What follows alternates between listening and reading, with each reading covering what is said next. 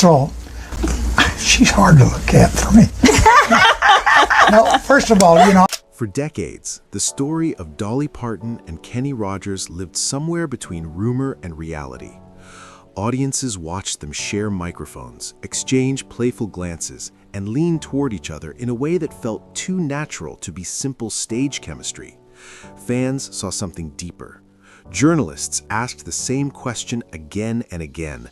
Were they secretly in love? Or was it just the illusion that great performers sometimes create when music carries emotion between two voices? For nearly 40 years, both of them answered with the same calm response. They were friends, nothing more. Yet the way they looked at each other, the way their voices blended on songs like Islands in the Stream, and the way they teased each other in interviews kept the mystery alive. Then, in 2025, long after Kenny Rogers had passed away and long after their last performance together had become a memory, Dolly finally spoke openly about what really existed between them. What she described was not a hidden affair, but something far more complicated, a bond that lived somewhere between friendship, admiration, temptation, and discipline. The kind of connection that might have turned into love if either of them had been willing to risk everything they had already built. But neither of them ever crossed that line.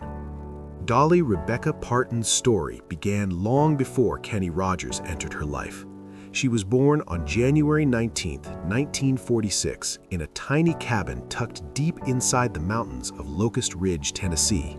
The house was barely more than a wooden shell sitting among trees and dirt paths in Sevier County. It had one room, no electricity, no running water. In winter, the cold crept through the cracks in the boards, and in summer, the air inside grew thick with humidity and wood smoke. Dolly was the fourth child in a family that would eventually grow to 12 children. Space was never enough, and privacy barely existed. Children slept side by side in narrow beds, or sometimes directly on the floor. Every meal depended on whatever the family could find, grow, or hunt. Cornbread, beans, and whatever small animals Dolly's father managed to catch were often the only food available. Money was almost non-existent. When Dolly was born, her father did not have cash to pay the doctor who delivered her. Instead, he paid with a sack of cornmeal. Years later, Dolly would laugh when she told that story, but the truth behind it reflected the extreme poverty that shaped her earliest years. Yet inside that small cabin lived something stronger than hardship. Dolly's mother, Avie Lee Owens Parton, filled the house with stories and songs. She stitched clothing from feed sacks and scraps of cloth, turning whatever material she could find into dresses for her daughters. At night, she told stories about the Bible, about the mountains, about faith and survival. Those stories helped distract the children from hunger and gave them a sense that their lives mattered even when the world outside their valley barely noticed them. Dolly's grandfather, Jake Owens, was a Pentecostal preacher who traveled through the region leading church services in small wooden buildings where families gathered to sing hymns and pray together. Music flowed through those gatherings like oxygen. When Dolly was just 6 years old, she stood in front of a congregation wearing patched clothes and sang "Jesus Loves Me." Her voice shook with nerves, but something inside her kept pushing her forward. Each week she returned to the same spot, standing before neighbors and relatives who watched the shy little girl with the powerful voice. The church did not allow instruments during services, but outside the church walls, music lived everywhere.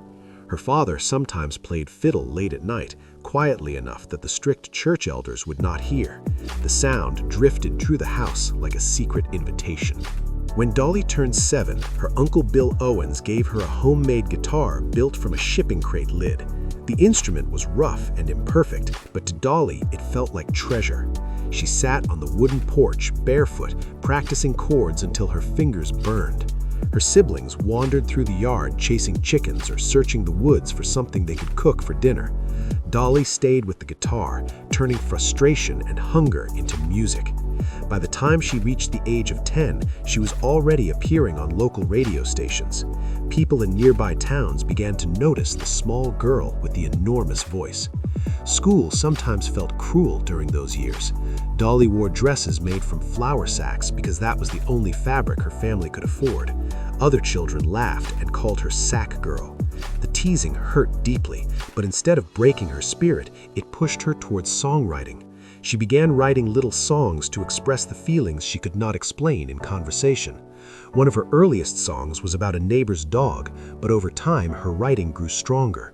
Eventually, she turned those painful childhood memories into the song Coat of Many Colors, which told the story of a girl whose mother turned scraps of cloth into a beautiful coat filled with love.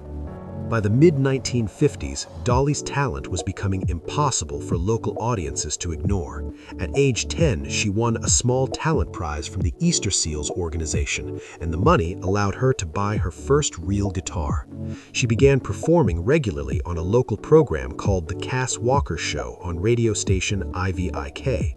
The pay was barely enough to cover gasoline for the trip to the studio, but the opportunity gave her something far more valuable than money. It gave her experience. She learned how to stand in front of microphones, how to control her nerves, and how to deliver emotion through music. At age 11, she stepped onto television for the first time on WBIR-TV, singing a song called Puppy Love.